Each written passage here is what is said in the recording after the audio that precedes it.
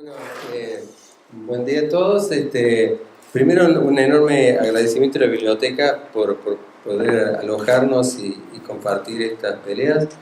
En el nombre de Rolando, a la gente del Centro Nelson Mandela y todas las otras organizaciones que están acompañando del Chaco, en el caso incluso denuncio Tocano de la Asociación de Médicos de la República Argentina de Formosa, porque un poco creo que entre todos se ha iniciado, de hecho esto nada más que una continuidad, todo un mecanismo sobre todo de informar a la población cuáles son los riesgos de dos actividades. Una es un reactor nuclear CAREM de 150 megavatios, que es un reactor que nunca ha sido hecho hasta ahora, o sea, no hay ningún reactor existente en este momento de tipo CAREM, para el cual se han previsto 5 localizaciones en la provincia de Formosa, localizaciones que nosotros en Formosa y con el auxilio de AMRA pudimos difundir públicamente, una de las cuales se encuentra prácticamente relativamente cerca de Resistencia y al frente de la ciudad de Pilar, en Paraguay. Entonces, uno de los lugares o una de las actividades que queremos mostrar los riesgos es este reactor nuclear CAREM de 150 megavatios, y la otra es una planta de producción de dióxido de uranio, que es el combustible con el cual se fabrica combustible para hacer las barras que utilizan los reactores nucleares, y que responde la empresa Dioxitec. Dioxitec es una empresa con el 99% de capital de la Comisión Nacional de Energía Atómica y el 1% del gobierno de Mendoza, y que tiene una localización prevista por el propio gobierno de Formosa prácticamente dentro del territorio del barrio Nancuón, de la comunidad de Cuom, muy cerca de la ciudad de Resistencia. Entonces la idea era justamente mostrar, en este caso en Chaco, que tiene un rol fundamental, porque Chaco representa jurisdiccionalmente un obstáculo importante, porque no podrían transitar por el territorio de la provincia del Chaco ni el uranio, ni el combustible de los reactores, ni tampoco eventualmente combustible gastado. Es mostrar en Chaco, por un lado, los impactos que podría tener sobre Chaco las actividades previstas en Formosa, y por el otro lado, destacar esto de que la propia provincia del Chaco constituye un obstáculo para nosotros, parece infranqueable, por lo menos para el pasaje por esta provincia. O sea que la idea esta tarde es hacer una reseña de todos los impactos. De todos modos, lo que para nosotros es más importante marcar es que en el caso del reactor nuclear CAREM de 150 megavatios, es una actividad nuclear del máximo riesgo posible. O sea, al tratarse de un reactor nuclear de potencia, o sea, hecho para generar energía eléctrica y con una potencia de 150 megavatios, el material radiactivo que va a manejar es lo suficientemente importante como para decir que en el caso de un evento, de un accidente, de un acto terrorista que liberara ese material, la posibilidad, el riesgo, como recién se decía, va entre un radio de 500 a 700 kilómetros, pero a su vez, desde el mismo momento que empieza a funcionar un reactor CAREM de 150 megavatios, cada vez que se cambia el combustible gastado queda al costado de la central. Entonces, a partir de ese momento, el riesgo pasa a ser doble. Es el riesgo del material radiactivo contenido dentro de la central y el material radiactivo contenido en el depósito de combustible. Cada vez que hay un año adicional de vida útil del reactor, es un año más de riesgo en el sector combustible. Esto me parece muy importante. El doble riesgo es un riesgo de lo que pasa en el corazón del reactor y un riesgo en el material que se va acumulando.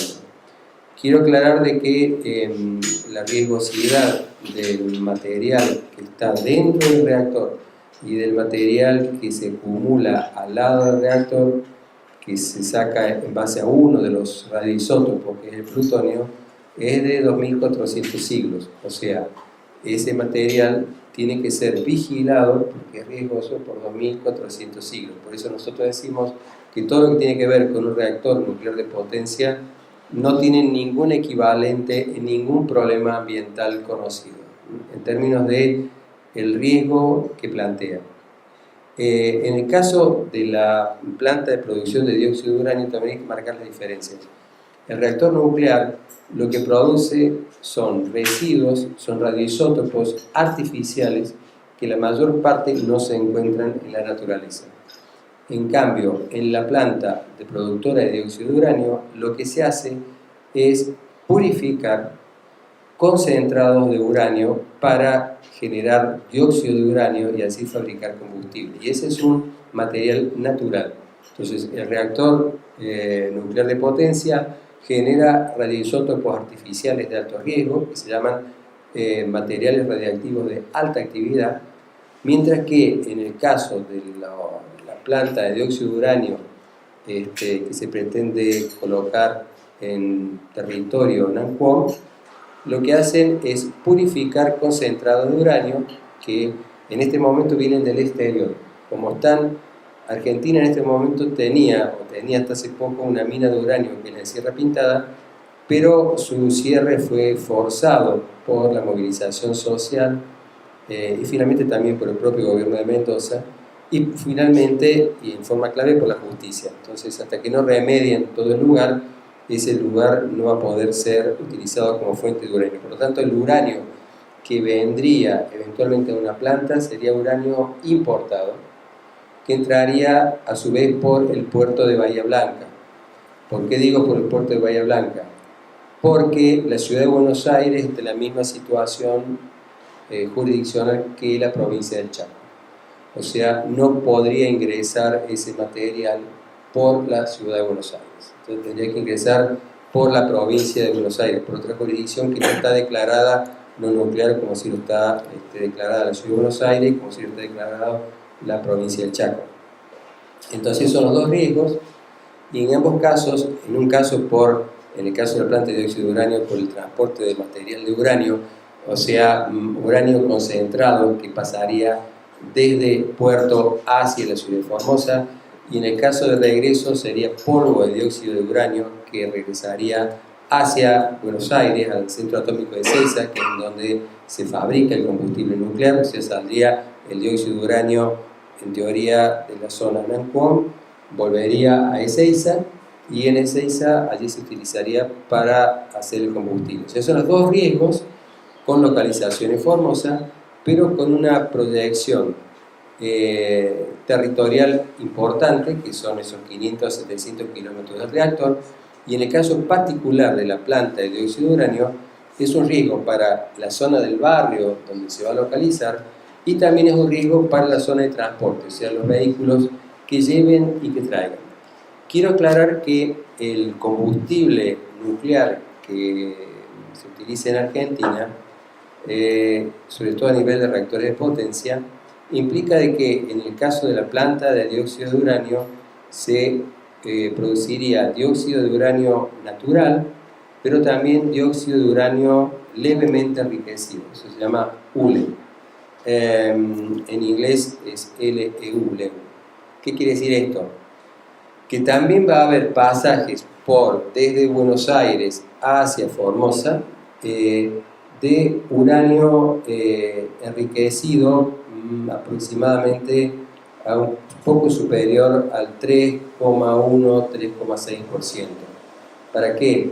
Para poder hacer en la planta ese material dióxido de uranio levemente enriquecido, 0,85%. Entonces, en realidad los riesgos son más, no es solamente uranio natural, sino que también uranio enriquecido el que pasaría. Esos son, digamos, los dos planteos generales. En el caso de Formosa, solamente está introducido administrativamente la planta de dióxido de uranio, y para esa planta se ha hecho una audiencia pública en donde hubo pese a que el gobierno esperaba ser acompañado en su proyecto, un fuerte rechazo. Entre los rechazos que me parece interesante mencionarlos es el rechazo de la propia Iglesia a través del representante del obispado dentro de la audiencia pública, que directamente dijo no a la planta de uranio, además de otros actores sociales que se expresaron en ese momento en la audiencia pública. O sea, de que en el caso de Formosa, ya la planta de uranio está teniendo sus problemas, pero sí han aprobado el polo tecnológico ubicado en el territorio COM, en donde se localizaría la planta. Esto es más o menos en general. Después hay que ver ya más en detalle fino los riesgos de uno y del otro. Y también lo que quería agregar es que hay un fuerte rechazo, pero muy fuerte, en la República del Paraguay, tanto por parte del Parlamento de Paraguay como por parte de la ciudadanía, especialmente, o sea, independientemente de lo que es la propia Asunción, de la ciudad de Pilar. ¿Por qué? Porque uno de los sitios posibles para la localización del reactor CAREM 150 sería justamente a la altura de la ciudad de Pilar, es una de las 5 localizaciones. Entonces, ese es el cuadro general, y a su vez debe marcarse de que todo este cuadro ha sido mantenido en secreto. O sea, todos los debates que se han generado no han sido debates fruto de una consulta o de un debate público, sino que ha sido toda información que los propios actores sociales han debido trasladar a la sociedad ante el secretismo que tuvieron tanto la planta de dióxido de uranio como el reactor CAREM. Los 5 sitios posibles nosotros lo hicimos conocer en la provincia de Formosa cuando accedimos a la información sin que nadie lo supiera, pese a que el gobierno de Formosa integra una mesa que estaba evaluando los sitios. Específicamente para la gente común, ¿de qué se trata esto? Bueno, básicamente lo que todos deben conocer es que en la provincia de Formosa hay 2 iniciativas, una para localizar un reactor nuclear CAREM de 150 megavatios por un lado, y después otro proyecto para localizar una planta para la producción de dióxido de uranio en territorio de lo que es la comunidad Nanquom. En ambos casos se trata de materiales radiactivos, y en el caso particular del reactor nuclear CAREM 150, tenemos que tener en cuenta que en el caso de que estuviera instalado y sufriera el peor accidente posible, que se llama nivel 7 en una escala que es la escala de Lines, equivaldría con una debida escala a un Chernobyl en la zona del nordeste. Es decir, hoy en día también hablamos de un Fukushima, o sea que lo que pasó en Japón o lo que pasó en la ex Unión Soviética es una de las posibilidades para un reactor como este, y dado que en el caso del peor accidente posible el radio de impacto sería de unos 500 kilómetros, ampliable incluso 700, obviamente la provincia de Chaco queda totalmente englobada. El problema no sería la explosión en sí, sino lo que deja la explosión, ¿no? Claro, en realidad son 2 tipos de riesgo. Por un lado es el riesgo de lo que pasa dentro de un reactor nuclear, pero el otro riesgo es que a medida que va funcionando el reactor deja combustible nuclear agotado, y ese combustible nuclear agotado almacenado ya equivale como a varios Chernobyl, o sea, para ser más directo. Entonces, como vos bien decías, viene a ser el doble riesgo del funcionamiento y a su vez del riesgo del material acumulado, y a lo que hay que agregar de que para todas estas actividades hace falta que haya transporte. Tiene que pasar uranio hacia la planta para producir dióxido de uranio, pero también tiene que pasar combustible de uranio hacia un reactor para que funcione. Entonces acá viene un poco el juego de la provincia del Chaco, porque no podrían hacerlo por la provincia del Chaco, porque tiene una clara legislación que lo impide, y de hecho el gobierno de Formosa ha invocado situaciones que nos parecen irrisorias, tales como que por tratarse de rutas nacionales sí van a poder pasar aunque el Chaco lo prohíba. Nosotros le hemos recomendado que vean derecho básico para darse cuenta que si la provincia lo prohíbe y no hay ninguna vía por la cual podrían circular. Pero nos parecía muy importante que la gente del Chaco sepa que en una jurisdicción vecina se está jugando también con su futuro, porque no es una actividad que el impacto vaya a quedar cerca, sino que el caso de un reactor nuclear CAREM 150 es hipotecar no solamente la provincia de Formosa, sino un enorme riesgo para el Paraguay, que está totalmente en contra, ha habido movilizaciones muy fuertes, pero es un riesgo para toda la zona del nordeste, es decir, estamos hablando de Chaco, estamos hablando de Corrientes, no es un problema que afecta solamente a la provincia de Formosa. Y más para una zona que es productiva, o sea, que intenta desarrollar la agricultura y la ganadería, ¿no? Totalmente, y esto me parece muy importante, cuando se produce un accidente, y no lleguemos al peor accidente posible, que es nivel 7, supongamos llegamos a un accidente nivel 5, una vez que se ha producido un accidente nuclear con liberación de material radiactivo, ese día automáticamente colapsaron todas las actividades económicas. ¿Por qué? Porque no van a lograr colocar un solo gramo de un producto en ningún sitio, porque sitios que terminan teniendo un accidente nuclear se transforman no solamente en zona de sacrificio, sino una especie de zona maldita, porque obviamente los productos de esa zona ya no van a poder ser colocados. Olvidarse además de las actividades económicas productivas, hay que olvidarse también del turismo.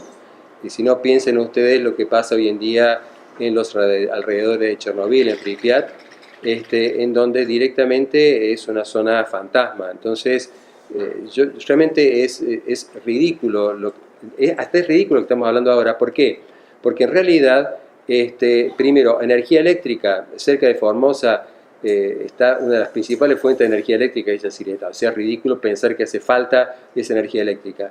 Y radioisótopos de uso médico, no hace falta que se produzcan allí, se pueden producir incluso en otros tipos de sistemas, como puede ser ciclotrones. O sea, no hay ningún justificativo. No hace falta para producir radioisótopos de uso médico, por más que lo quieren tratar de vender para ese lado, ni hace falta energía eléctrica. Esto es nada más un verdadero capricho tecnológico en donde creo que los que verdaderamente ganan son las empresas privadas que terminan fabricando estos reactores, y creo que detrás de esto hay que ser muy muy claro, son decisiones autoritarias, ilegales, manejadas desde el área de planeamiento de la nación, Julio De Vido, que sigue haciendo acuerdos para construir reactores nucleares como si la legislación en Argentina no valiera para el Ministerio de Planeamiento Federal. ¿Cómo se enteraron ustedes de estas instalaciones, de estos proyectos? ¿Y cuál es la situación en Córdoba? Sabemos que cuáles son las consecuencias de ataque, por ejemplo, también. Está bien.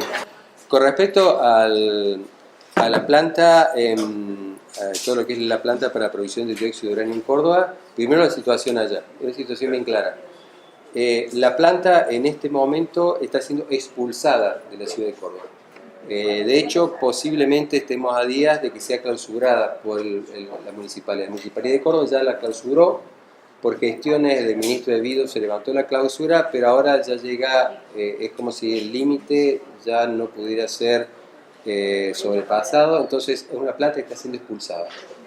Pero no solamente está siendo expulsada de Córdoba, como esta expulsión ya venía dándose, trataron de localizar la planta de Dioxitec primero en Despeñaderos, a unos 35 kilómetros al sur de Córdoba, y allí se produjo algo que es histórico, es el primer tractorazo contra una planta, en este caso de dióxido de uranio.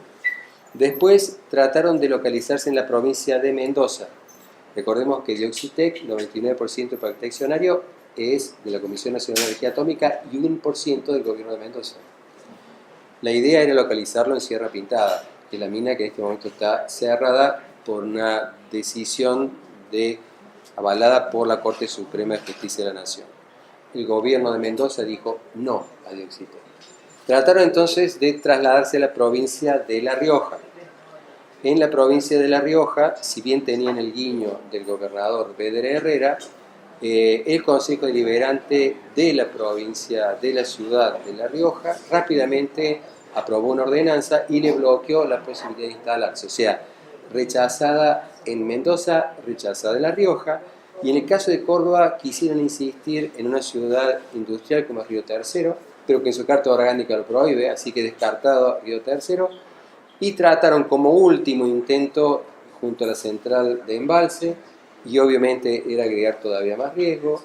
Entonces, ante todas esas negativas, el único lugar que le dijo sí, como zona de sacrificio, no fue una provincia, fue el Gildo Infran, que hay que separar. Una cosa es un gobernador y otra cosa es una provincia. O sea, quien le dijo sí fue Gildo Infran.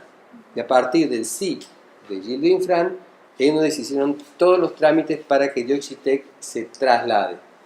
Pero obviamente hay una enorme resistencia. Eso con respecto a Dioxitec. Y buena parte de la información sobre que está siendo expulsada, de que en Córdoba, aunque se vayan, deja 57.000, más de 57.000 toneladas de residuos radiactivos de baja actividad que están enterrados en un barrio de Córdoba, porque ellos se van o cierran, pero los residuos quedan. Bueno, toda esta información ha sido dada por organizaciones, ha sido dada, en el caso particular de Formosa, el rol de la Asociación de Médicos de la República Argentina ha sido clave en difundirlo, pero nunca ha venido de la Comisión Nacional de Energía Atómica ni del gobierno de Formosa. Es decir, tanto la Comisión de Energía Atómica como el gobierno de Formosa, que son los directamente involucrados en esto de generar zonas de sacrificio, se han empeñado en mantener el máximo secreto y la máxima reserva sobre todo esto. Y aparte está el reactor nuclear Carem 150. Quiero aclarar de que en la provincia de Formosa pasó lo mismo. El gobernador, no el gobierno real, no la gente de la provincia de Formosa, el gobernador le dijo sí a la iniciativa. Entonces entra el proyecto y se empieza a trabajar entre Comisión Nacional de Energía Atómica y el propio gobierno de Gildo Infran para encontrar localizaciones. Y se hizo un informe y se establecen 5 localizaciones en la provincia de Formosa y junto al río Paraguay. Quiero aclarar de que ese informe era un informe secreto, de hecho las hojas tienen una gran barra en donde advierte sobre su carácter, y como afortunadamente vivimos en un país de filtraciones, usando las palabras de don Edward Snowden, que recibió hace poco el Premio Nobel Alternativo, ese informe me llegó. Y me llegó de una forma muy curiosa. Lo importante es que me llegó. Yo pedí a la persona que me lo había enviado si yo podía difundirlo porque me parecía correcto, él me dio su visto bueno y ese informe fue dado a conocer justamente en la provincia de Formosa para nivel nacional y se pudieron conocer las localizaciones. O sea que la gente de Formosa, la gente de Chaco, la gente de Paraguay conoció las posibles localizaciones de un reactor Carem 150, que es la peor tecnología en términos de riesgo que uno podría tener. Lo conoció por una ONG asociada con otras ONG en un ámbito en que nunca lo conocieron por las vías que deberían haber sido las lógicas, que era la Comisión Nacional de Energía Atómica, porque son funcionarios a quienes les pagamos el sueldo con nuestros impuestos, o por el gobierno de Formosa, que es directamente involucrado. El caso del gobierno de Formosa es mucho más grave, porque ya estaba eligiendo zonas. 5 zonas, eligiendo zonas sin conocimiento de la gente. Entonces, ese es el contexto y quién informó. O sea, terminamos informando todos y con la enorme colaboración de todos los medios de comunicación social, pero quienes debieron informar, Comisión Nacional de Energía Atómica, Gobierno de Formosa, nunca lo hicieron público. Una pregunta, Raúl. Casos de siniestro en la República Argentina derivada de reactores nucleares y niveles de siniestralidad. Sí, esto es importante porque la Comisión Nacional de Energía Atómica de Argentina, particularmente en Formosa, porque de pronto todo era secreto y de pronto todo se conoce. Entonces trataron de mostrar por todas las vías de que esto era tan seguro como una fábrica de galletitas. Que obviamente yo creo que a ninguno de ustedes les puede siquiera ocurrírseles creer de que esto puede ser tan riesgoso como una fábrica de galletitas. Y uno de los argumentos que esgrime la Comisión Nacional de Energía Atómica es que en Argentina nunca hubo un accidente en un reactor. O sea que no hay reactor nuclear con accidente en el país. Y el pequeño detalle que se le pasa, que omite o que olvida, es que Argentina es uno de los pocos países que sí ha tenido un accidente nuclear registrado y que es el accidente del reactor RA2 que ocurrió en el Centro Atómico Constituyentes en la provincia de Buenos Aires, que causó la muerte por radiación letal, o sea, una dosis aguda, en uno de los operarios, y en donde por lo menos hubo 11 personas contaminadas radiactivamente, y que el Organismo Internacional de Energía Atómica, o IEA, con sede en Austria, que tiene una escala de eventos, de accidentes, que va de 0 a 7, lo calificó como 3. O sea, señores de la Comisión Nacional de Energía Atómica, digan la verdad. Es decir, en este país ya hubo accidentes. ¿Qué año fue eso? Eso fue en 1983 o 86, uno de los dos. Bueno, no me acuerdo. Pero uno de los dos fue, y se produjo, y esto interesante, no hubo comunicación pública.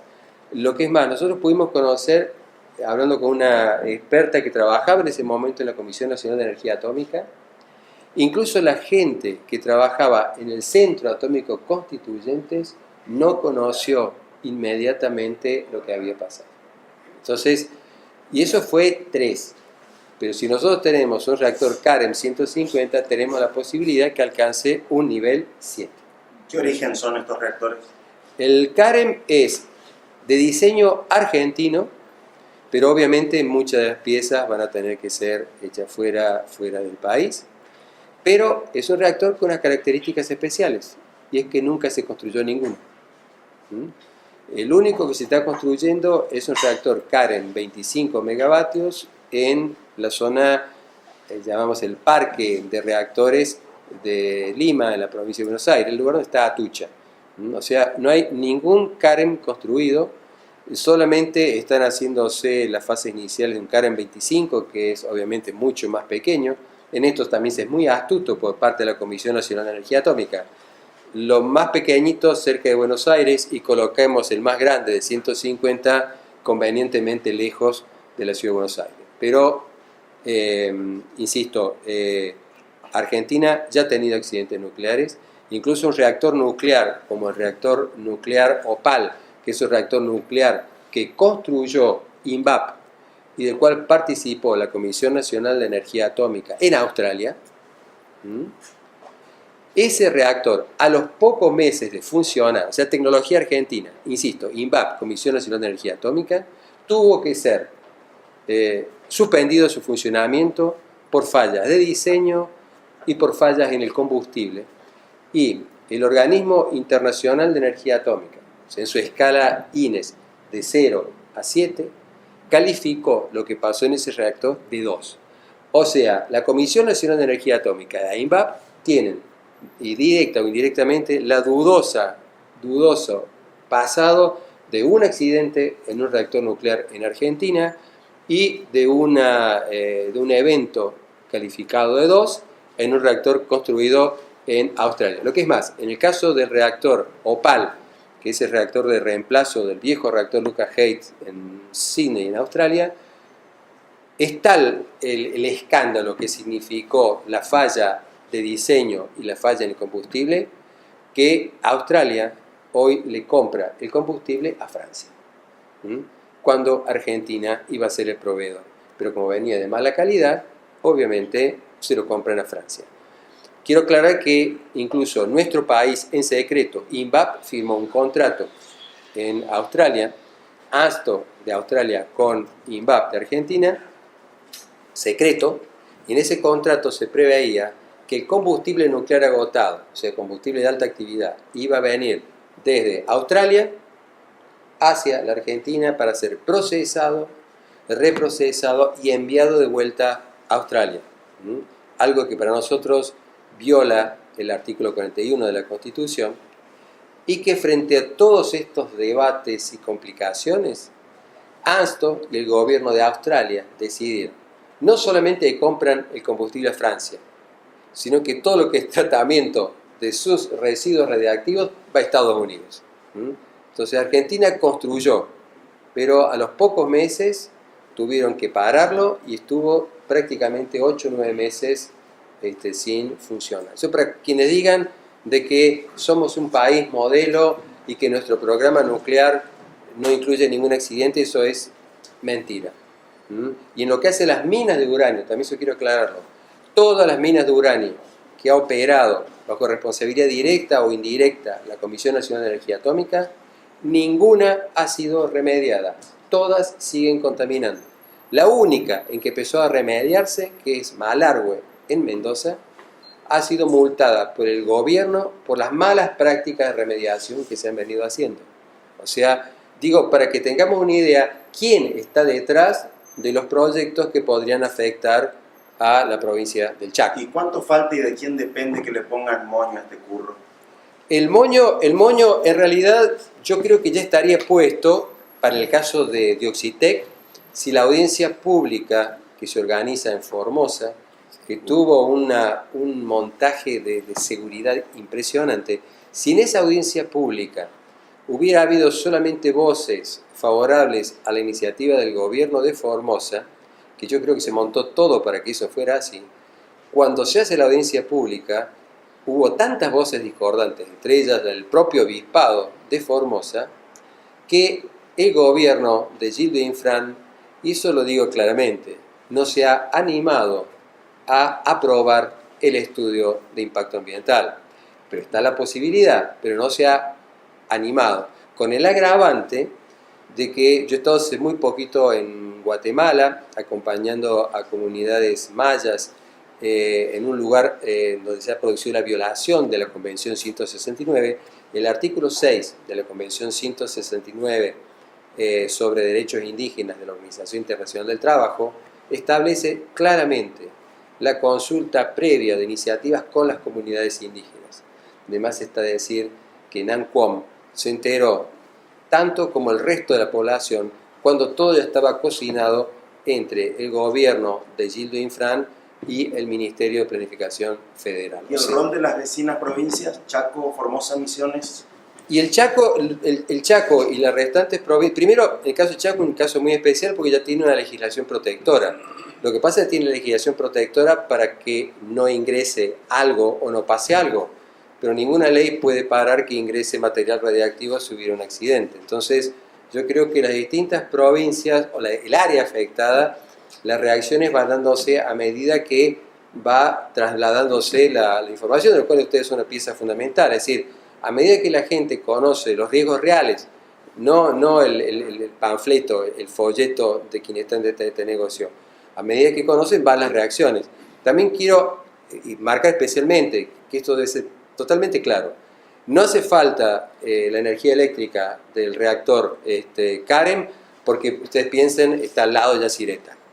Y radioisótopos de usos médicos, no hace falta ni el reactor CAREM, ni hace falta la planta de dióxido de uranio porque pueden obtenerse radioisótopos en otras tecnologías, por ejemplo ciclotrones, y además hay una sobreabundancia en este momento a nivel internacional de radioisótopos de usos médicos. Entonces no tiene ningún sentido, no tiene razonabilidad transformar en zona de sacrificio, en primera instancia, la provincia de Formosa.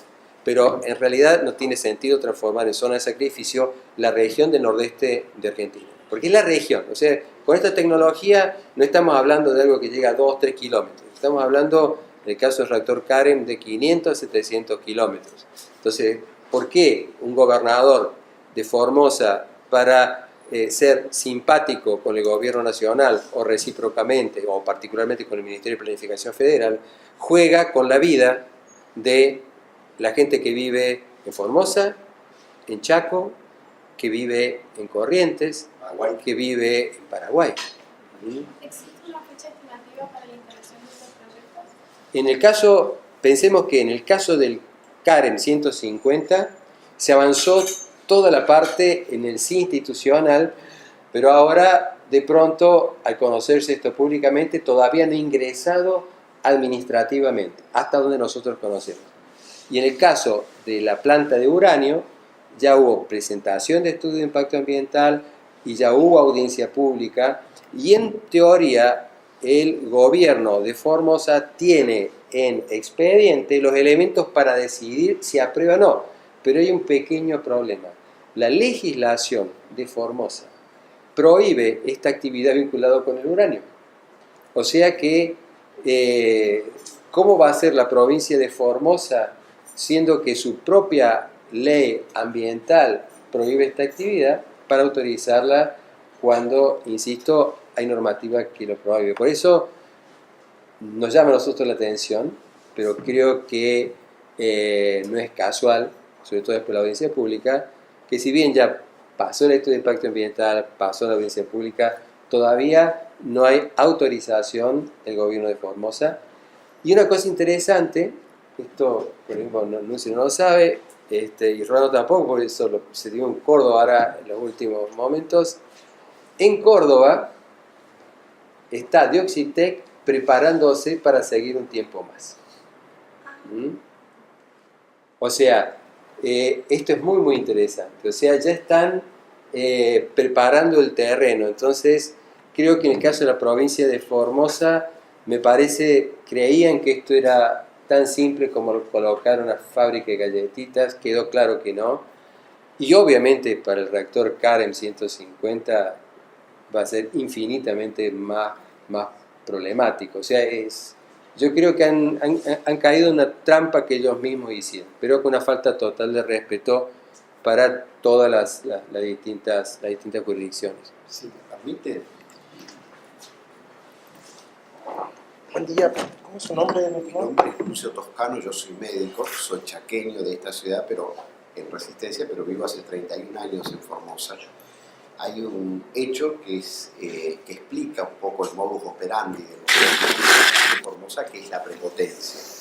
El anuncio formal, como lo dijo Raúl Montenegro, se hizo el 7 de febrero de este año de Dioxitec, pero ella nos había alertado de esto hace mucho tiempo atrás, por lo menos 2 años atrás. Y por esas previsiones que tiene el gobierno, que allá tiene mayoría, la legislatura es unicameral, son 30 miembros, de los cuales 22 son oficialistas, creo que en septiembre ya habían expropiado el predio, donde, maravillosa previsión, donde el 7 de febrero el ministro anunció el ministro de Planificación Federal. No solamente eso, sino que descubrimos que ahí hay un puente. El predio está sobre un riacho que se llama Riacho Formosa, que es un afluente directo del río Paraguay, que en definitiva acá en el Cerrito se une al Paraná. Ahí hay un puente para tráfico de camiones de gran porte que se hizo en el mayor de los secretos. No tiene ningún cartel de obra, o sea que el gobierno avanzó en obras cuando el proyecto ni siquiera se había anunciado formalmente, porque el gobierno se basa en la prepotencia, pero cometió el error de cálculo de no pensar de que iba a haber una reacción social que tengo que confesarle que es muy fuerte en el Paraguay. Y ahora, gracias a las organizaciones ambientalistas del Chaco, pudimos sumar a la provincia de Formosa, del Chaco, perdón, con el riesgo latente de que, lo que dijo el doctor Montenegro, el tráfico de material por la ruta 11. Doctor, más allá del impacto ambiental, ¿existe la posibilidad de que se produzcan enfermedades en las personas? Sí, por supuesto. En el hipotético caso de que se instale el reactor y haya un accidente, la liberación de material contaminante, por supuesto, va a afectar a las personas, aparte de la contaminación, eso lo va a explicar él hoy en su conferencia, del agua, del suelo, del aire. ¿Sí? ¿Qué tipo de enfermedades? Por algún motivo, las radiaciones generan no las que nosotros conocemos por la historia de Hiroshima y Nagasaki, que fueron leucemia, sino sobre todo tumores de tiroides. Esto en el caso de que se instale. Nosotros todos estamos luchando para que no ocurra y eventualmente todo un fallo.